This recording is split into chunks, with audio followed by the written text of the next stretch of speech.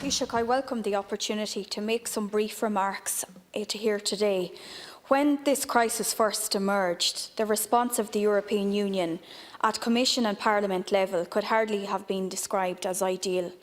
Pleas for meaningful solidarity on the part of Italy, which was enduring horrendous suffering, were met with bureaucratic resistance and an absence of regulatory flexibility.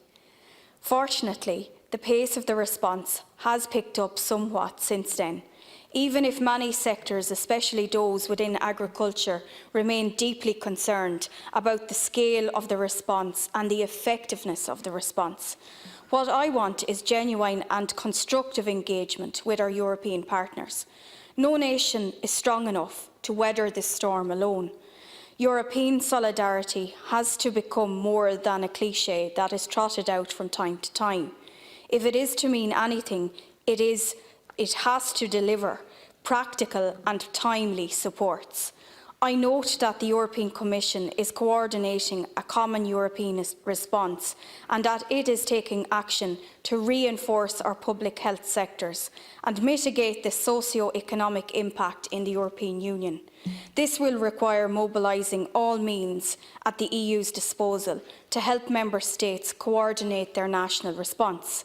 I want to note the recent submission by the Irish Farmers Association, which proposed that the Government and the EU Commission act swiftly to introduce emergency measures, including utilising the EU Common Market Organisation regulation to support farmers with direct payments for price-related market losses. This is going to be one of the central concerns as we go forward into 2020 and indeed 2021. The cash flow and liquidity crisis facing Irish farmers and the agri-food sector is absolutely enormous. Only last week I supported the call for a market disruption fund linked to some form of credit guarantee. At present, agricultural SMEs cannot access the credit guarantee scheme due to state aid rules, and this needs to be reassessed and resolved urgently. It means escalating or bringing forward basic payments, then let that happen very quickly because it's needed. I also want to refer to the European Commission private storage aid scheme. This is something I have been calling for since early March. However, the response of the EU to designate a fairly paltry 80 million to cover the costs of private storage right across the Union is not sufficient. And I would just like to know, Taoiseach, who actually signs off on these packages?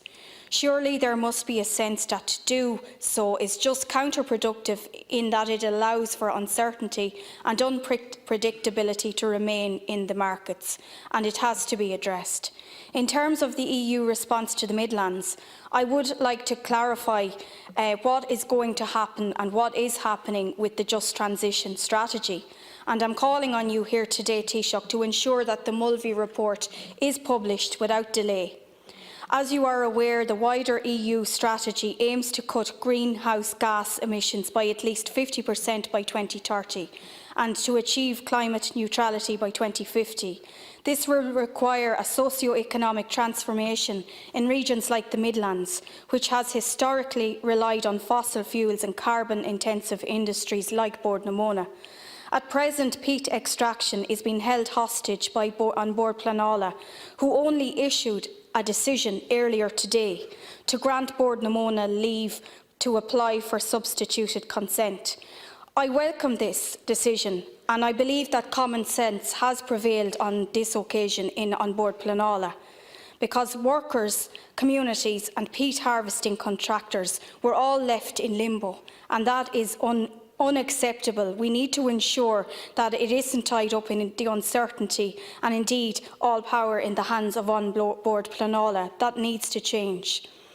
Taoiseach, we now recognise that it's not the time for divisiveness within Europe, but we do need to recognise also the scale of the challenge, and we need to be ambitious enough to take the steps to meet that challenge and ensure that all sectors are supported.